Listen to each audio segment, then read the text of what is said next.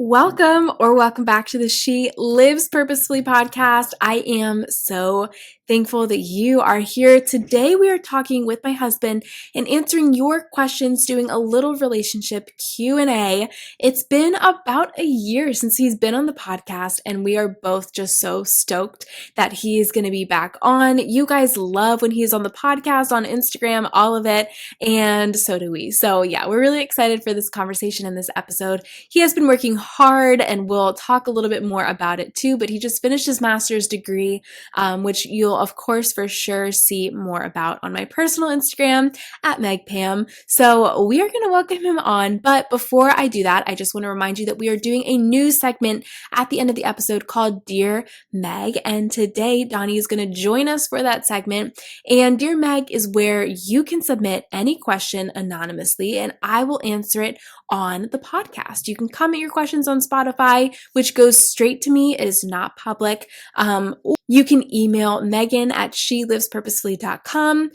So be sure to hang out till the end of the episode to hear questions from women like you or you yourself, and we'll be answering those. And those questions can range from basically any topic that you want, whether it's personal advice, something from my own life, business, of course, the Lord, faith, theology, any of those things. Feel free to ask those and I will answer them anonymously on Dear Meg. Also, I just want to say thank you for listening today. I am so thankful that you are here. If you do like this episode, feel free to leave a review, to share this episode with your friends on social media or in your favorite group chat. You guys have been doing that, and it is such a blessing. I am so floored. All of your reviews, all of your shares, listen, subscribes. It has gotten us into Spotify's top 50 religion and spirituality chart for the past 8 months now. I think it was in September. I think that's 8 months. In September when I first saw it in the charts, which is absolutely mind-boggling to me. I am so thankful. I can't even believe it. And I'm just, so thankful to you for being here, being part of this community, for listening, for sharing, for reviewing, all of it. All right, friends, without further ado, let's chat with my husband, Donny. Donny, thank you so much for joining the She Lives Purposely podcast. It is my pleasure to be here. Thank you so much. Thank you. Welcome back. After one whole year, wow, you're back on the podcast. Wow, it's good to be back. Good to be back. I'm glad you're back. No. So we are here and we're going to be answering your questions that you submitted on Instagram, just about relationships, marriage, dating, newlyweds, everything. So I'm excited. I'm excited to dive in with you. Are you ready to answer these questions? I'm ready. You're ready? Yeah. All right. Actually, before we dive in, let's tell people, I'm just thinking this now, like a little bit about where you're at in life. You are recently... graduating this Sunday. Weekend, Yeah. Talk a little bit about like the journey that you've been on. Yeah. So I think the last time I was on, we mentioned I was going for my Master's of Urban and Regional Planning at a university around here, and praise God, I was able to finish it, and now I'm graduating. This Sunday, which is crazy to think about. It's been I think it's been 2.5 years since I started this program, and I feel like, that was fall of 2020, and I think just life has been so crazy since then. But yeah, I'm really excited to be done, and Meg has been so supportive and encouraging this whole time. During a whole relationship, even with dating, I've been in school the whole time. So it's kind of crazy now to finally be graduating and step into I feel like we're stepping into another chapter of our marriage, our relationship together. So. Yeah, this is going to be the first time that we've been together, period, where you're not in school in some capacity. Yeah. Which is crazy. That's pretty crazy. I'm really excited. We're both really excited. Yeah, I'm really excited for this new season. All right. Thank you for sharing that. Yeah. All right, let's dive in. Like it was a super serious question. Thank you for being vulnerable. Thank you for bearing your heart. I'm graduating. No, it was a huge accomplishment. Yeah. Really big. Like it was very hard work. I'm really proud of you. Thank you. Yeah. All right. Let's dive in. Our first question is one that I actually got this question asked you guys on Instagram. If this is something that you wanted us to talk about, I feel like it's a really popular question. We have talked about it before on Instagram Lives and maybe even in our last podcast episode. I don't know for sure. but it is one that I feel like is just so popular across the board. So we're going to get into it. How do you remain pure before getting married? So I feel like that's such a good question, such a I feel like typically probably very specifically Christian question about like relationships. Yeah. Yeah. Yeah, no, I was going to say, I think it's so countercultural, obviously, to what we see around us. I think the world actively encourages the opposite. Yeah. So they encourage you to sleep together before you're married, move in together before you're married. And then it's kind of reversal, I feel like, of how Christians do it. Like, you date, you marry, and then you consummate. So I feel like it's totally backwards, like thinking to what we see around us, which only adds to the challenge. And I think so. That's part of it. I think being in a community that actively encourages that is number one. Because if you're surrounding yourself with people who are doing, I guess, the opposite, you're going to start to your view on that is going to start to diminish significantly, and you're going to think, oh, it's not a big deal. That's so good. So I think that's one. Obviously, pursuing the Lord, like if that's the whole reason, right? It's like because this is the plan that God laid out for us, and this is how He wants it done, and this is what's right. But if you separate God from the equation, I think you're just left with your own strength, your own will, your own ideas of why. So yeah, you need to be pursuing the Lord. You need to be refreshing yourself with Him and His Holy Spirit to help strengthen you. Yeah, and I feel like too, jumping off of that, almost like tying those two things together, if you are like not surrounding yourself with people who share this idea that it is important to keep yourself pure, then I feel like, and if you're not like seeking Jesus, then those ideas are really going to seep into you. And it's going to be like, all right, why should I even believe what God says in His word? Like, why should I even believe this is the way things, quote unquote, should be done, or this is what God has for me? Not so much to be like really strict, but because He cares about your heart and your being and your body and your relationships. So I feel like all the more like if you're not seeking the Lord and or you're not surrounded by a community who's going to build you up in that, the opposite mentality is either going to seep in or like questions that challenge your worldview you're setting, seep in. You're setting yourself up to fall. And that's the spiritual, the spiritual. And obviously there's the practical where it's like, don't stay out too late. Don't put yourself in situations where you're going to be tempted, to fall.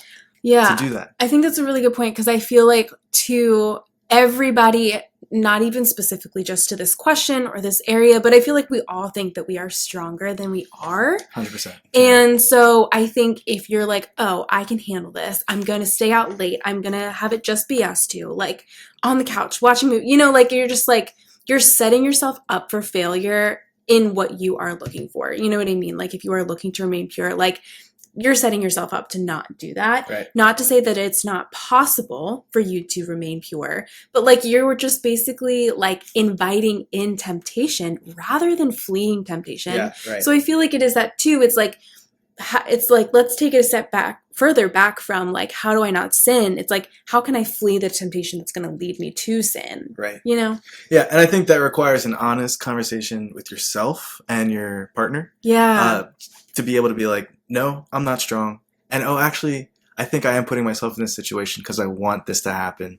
So let's not even, I think being honest with yourself and then explaining, obviously, this with your significant other and making sure that they're on the same page. That's big too. And seeking the Lord together. It's just, I feel like we're going to be saying communication a lot during this session. Yeah, probably. But this is also a good spot for having that communication. Yeah. So. And I think too, sometimes maybe you might feel like, oh, like, I don't know how to phrase this, but I guess sometimes we might feel like, oh, being in this certain situation feels more tempting to me, but maybe it doesn't seem like it is for the other person. And so you might feel like silly even bringing it up, but it's like, no, bring up these things. Like everybody is different and has different temptations or, things that kind of trigger, quote unquote, for lack of a better word, like in a sense. And so always like be honest with this other person. And you said something too in there is like making sure they're on the same page because like you want Yeah. And we'll talk about this later because this kind of goes into another question. But like you want to make sure that they also are keeping their purity and your purity in mind, like, and making sure that that's top of mind and like wanting to honor the Lord in that too. Yeah. And I feel like we were talking about this a lot, so I don't know if we've covered it comprehensively, but I feel like too, it is good to again be in the Word and be reminding yourself of like the reason. Like this isn't just purity for purity's sake. Yeah. Like God instituted it this way because there are long-term consequences. I feel like to not that things can't be redeemed, obviously. Like, for sure. But I think there's a reason that God has it like this, where He wants us to do this wonderful thing in marriage. Yeah. So. I think that's so good is like going back to in your own life, like whether even in singleness, like whether you're in a relationship or you're not, like, and even in marriage, like purity is so much bigger than just like having sex with somebody before you're married. You know what I mean? It's like, it's your heart. Yeah. It's, all of it. So, I feel like, I totally lost my train of thought in that. You're on a roll though. I know. Thank you.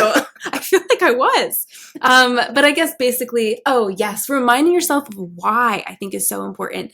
And like seeing the heart of God behind His commands, I think really stirs up your desire to actually obey the commands that He has, because you really I think fall more in love with the Lord when you see, He loved us first. Like you see His heart behind so many of the things He commands.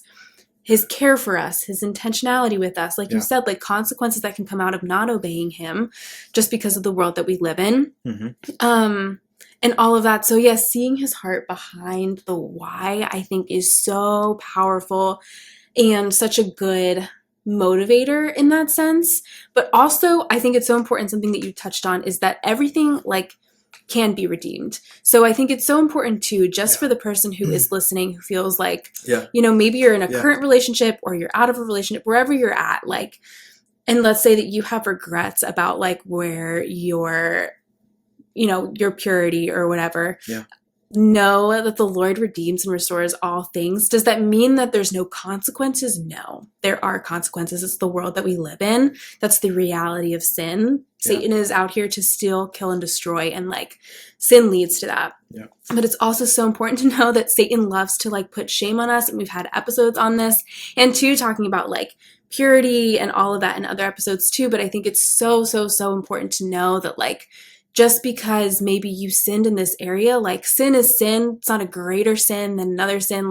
It has different consequences maybe than some other sins do, but the Lord loves you. Repent, come to Him, and you are made clean. You can be redeemed. There's no shame. There's no condemnation at all. And I think that's so important to say too, because I do think the reality is, as much as we're having this conversation about purity, and I think I saw a stat somewhere too, where it's the vast majority of people, even including Christians, just have had sex outside of marriage. That's just the reality of the culture that we live in, which is, wrong biblically, but that's what the situation is. And so I think it's such an important message to know, you can be forgiven. The Lord loves you so much, and He doesn't hold that over you, once you've come to Him, Yeah.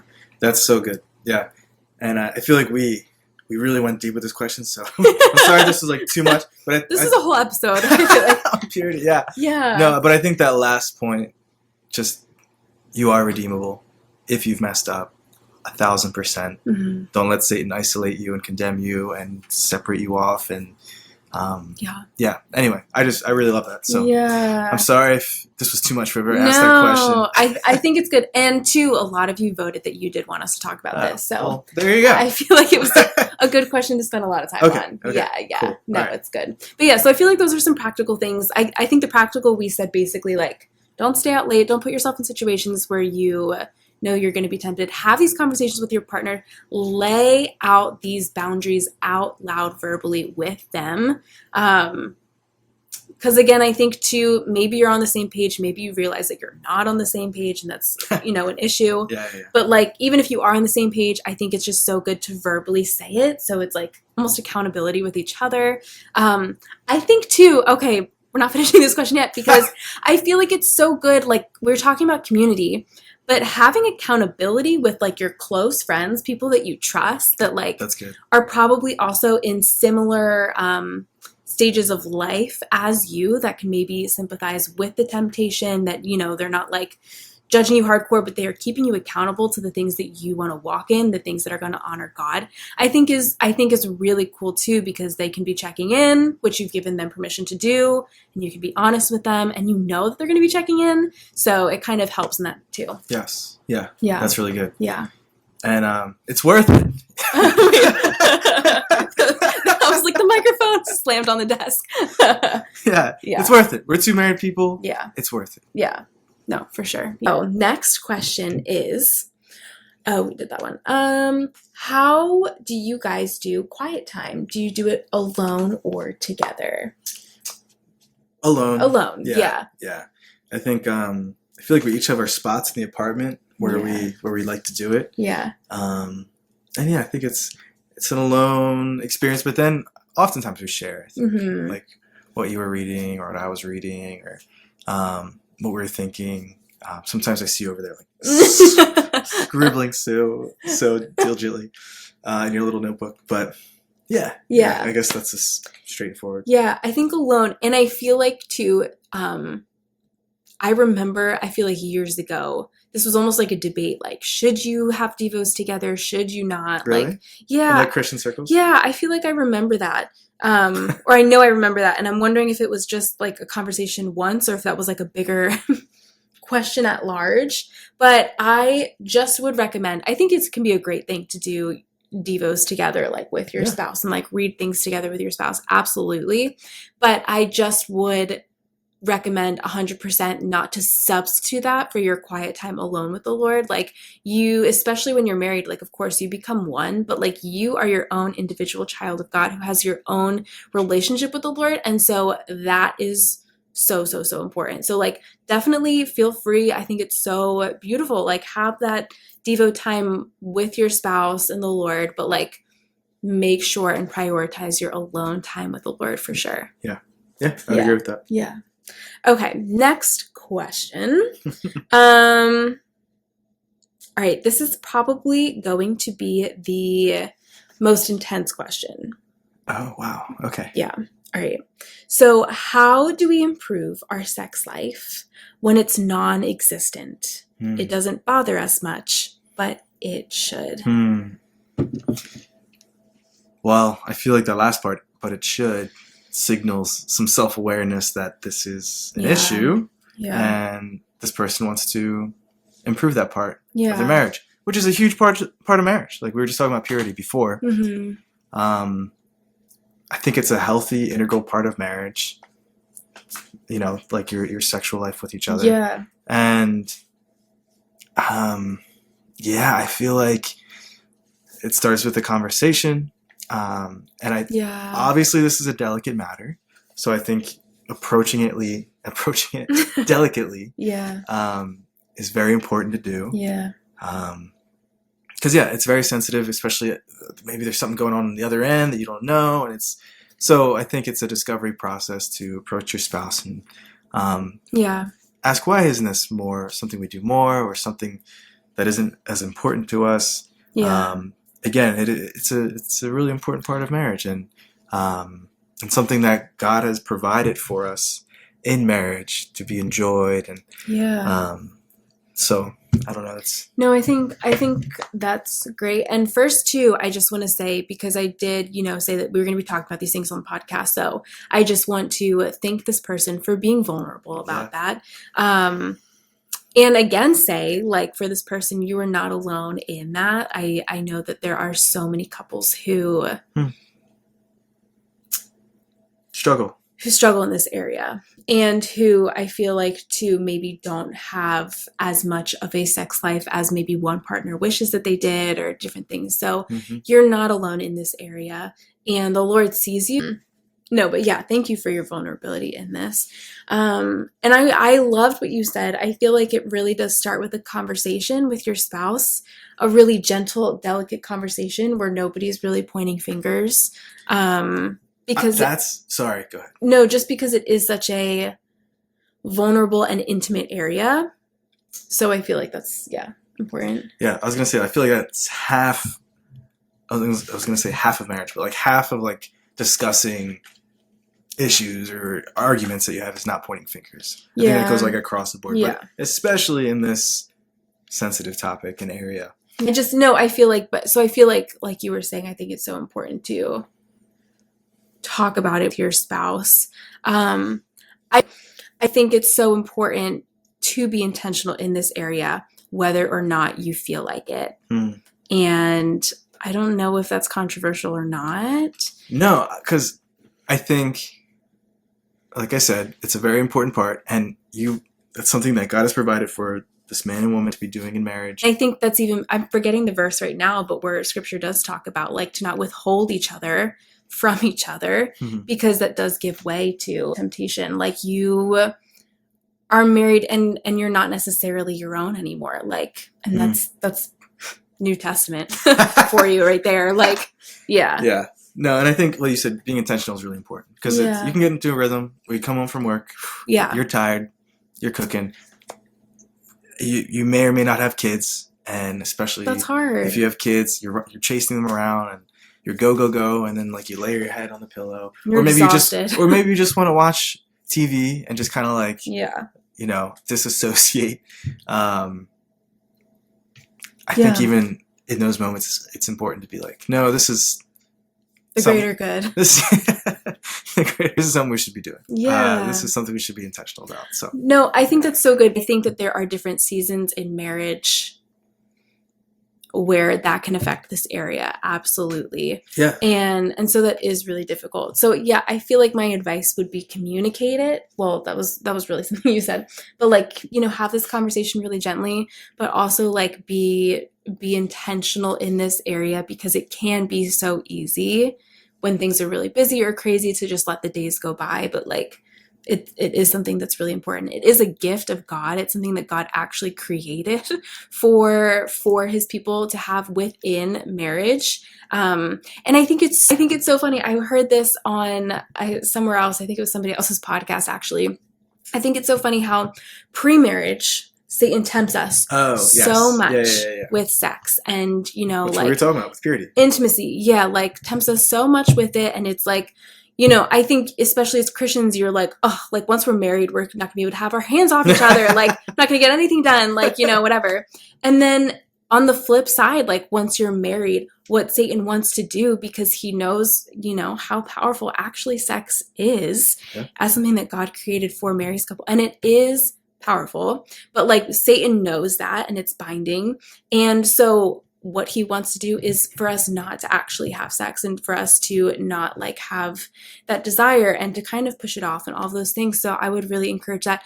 And again, like every time I feel like I give advice, I do feel like there's always the need to say different caveats to things. Like I know that there are situations where that is not possible for everybody, and there are other forms of intimacy that can be so crucial and important, and those things can be binding too. But I just would really emphasize intimacy.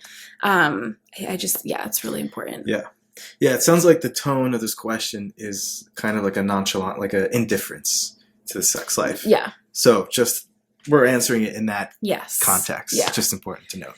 Yeah. So I think that's the answer on that one. We have one more question. Okay. One more question. And this question says or asks, what is something you do consistently to help your relationship in marriage?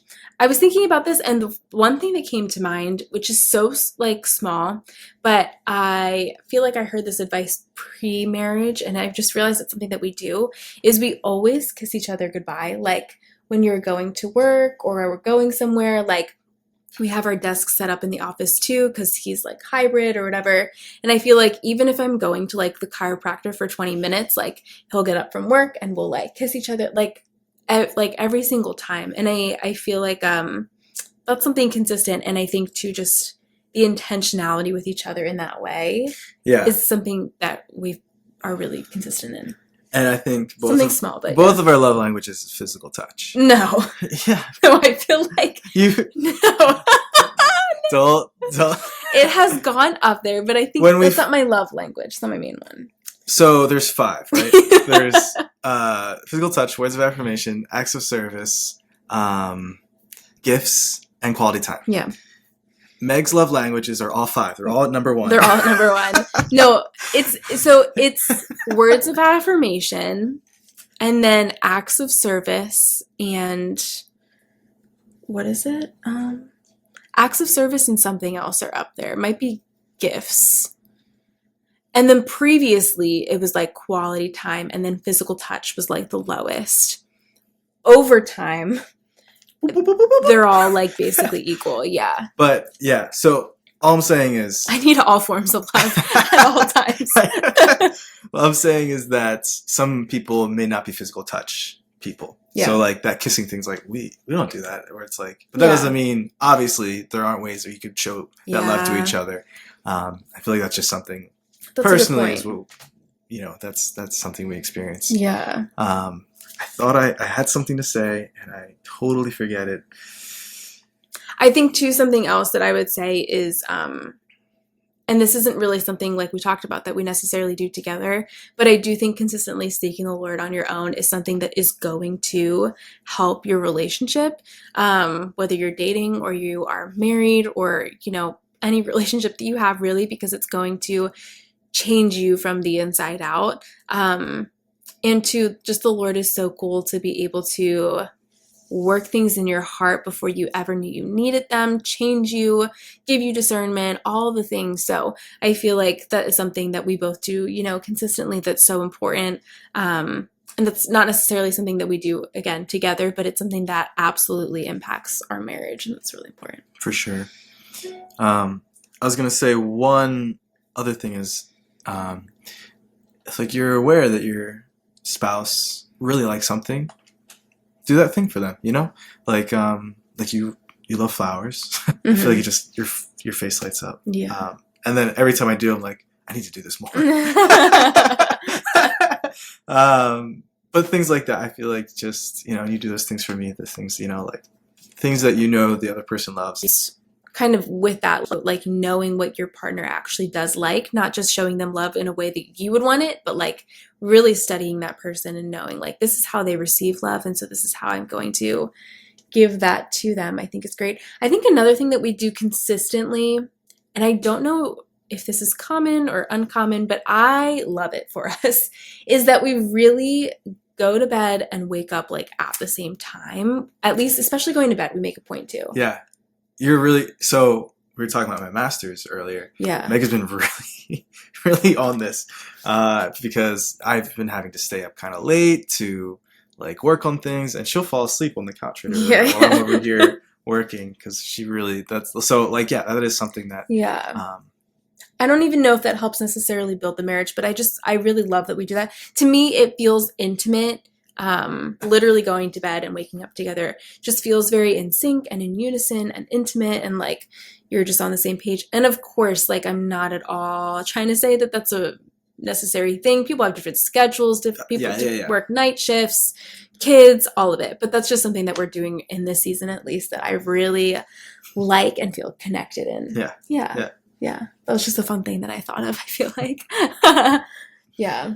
Anything else that you can think of, like consistent things that we do to help our relationship in marriage? I just thought of another thing. I do feel like something that we've been doing more lately, which I think is so important, are those check-ins, and even like emotional check-ins and things like that, like seeing where the other person is at. And even if that looks like just taking time after work or whatever to be like, how was your day? Tell me about your day. Like different things that like, I think sound silly, but actually taking the time to be like phone free even, and just like totally dedicate that time to this person that is your life partner, I think is good. But yeah, like emotional check-ins and just check-ins in general, I feel like we've done a pretty good job at doing that. I think so too. Yeah. I agree. Cool. All right. Well, that is all of the questions that we will be answering today. on this episode of the She Lives Purposely podcast with Donny. Donny, thank you so much for coming on the podcast. Thank you so much for having me. I'll catch you next year. No, yeah, literally next year. I totally lied, actually, because I forgot.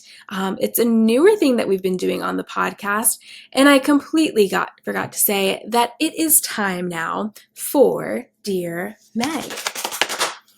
All right, so Dear Meg is a segment where you ask any question, I answer it anonymously, so your name is never answered. So basically a lot like what we did today, but it's just one question, and it can be related to anything. So it can be spiritual, theological, it can be about like my personal life, habits, business, whatever it is. So today we're going to be answering this Dear Meg together. Sounds good. All right, so the question is, how do you know what to read next in the Bible? How do you know what to read next in the Bible? I have an answer for this, but if you have something in mind. Yeah, I feel like we're both doing things chronologically right now. Kind of. And so I think in that sense it's kind of easy. But if obviously you don't have to do that, you can hop around. And I think the approach I was taking before I was on this Bible reading plan has been to be like, oh, you know what? I don't think I've read that book before. Or, I've been hearing a lot about Ephesians lately. I'm just going to read Ephesians. Yeah. So. Yeah. No, I think that's good. Yeah. So right now I am listening to the Bible chronologically with the Dwell app, which you can get a discount for in the link in my bio. I don't get anything from it, but there is a discount for you in that. I actually love it. I'll do it while I'm like stretching sometimes or getting ready, and I listen chronologically. Donny can attest. Yes. Yeah.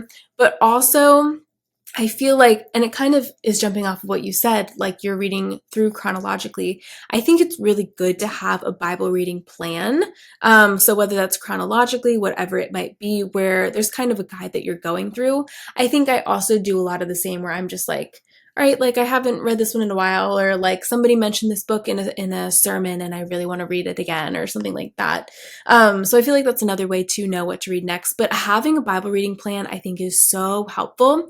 And actually, in our She Lives Purposefully bonus content subscription, we do have Bible reading plans. So a quick plug for that. So you have something to read literally every single day since it started. Like it's basically going to be 365 days of updated Bible reading plans for you. So definitely check that out. But yeah, I feel like having a Bible reading plan in general is really good. Yeah. Yeah. I think it's great. But yeah, going through chronologically, I think too, for myself, sometimes I like to do Old Testament, New Testament, back and forth to get a mix of both. Spice it up. Definitely lean more New Testament, but no, I do actually love the Old Testament a lot. Anyway, yeah. I feel like mixing it up back and forth that way. Yeah. So that would be our advice. Thank you for submitting that question. If you have any other questions, please feel free to submit them. You can email them to Megan@shelivespurposefully.com. You can also comment them on Spotify. They'll go directly to me. They're not publicized, but you can ask questions in that way as well. But yeah, that's our segment of Dear Meg. All right, friends, that is the end of today's episode. You can catch the rest of the questions that we answer in our Q&A, questions about relationships, about marriage, just some really, really powerful and good ones in tomorrow's bonus subscriber podcast episode. I will leave the link for you to sign up to become a She Lives Purposefully bonus content subscriber, where you get access to weekly bonus podcast episodes. You get all of the digital Bible studies for free, a shop code, Bible reading plans, all the good stuff. So go ahead and check that out and listen to the rest of the questions that Donny and I answer. I hope that you just felt more equipped in your walk with Christ, in your relationships from this episode. Let me know what your thoughts were in DMs, via email, and if you think that Donny should come back on the podcast sometime soon. All right, friend, as I wrap up, if you did like this podcast episode, be sure to leave a review and share it with your friends in your go-to group chat or on social media. Doing this helps the podcast to reach new women in their walk with Christ, to encourage and equip them. It helps the podcast to grow so much. Do not miss next week's episode. It's just going to be full of pure encouragement. And as a subscriber, you will also get, of course, tomorrow's episode with continuing my conversation with Donny, and next week, my no stress Christian nighttime routines. But be sure to leave a review, share this episode with your friends, and of course, binge the rest of any missed She Lives Purposefully podcast episodes. Friend, have a fantastic rest of your day. Live purposefully, live for Jesus. Love you, friend.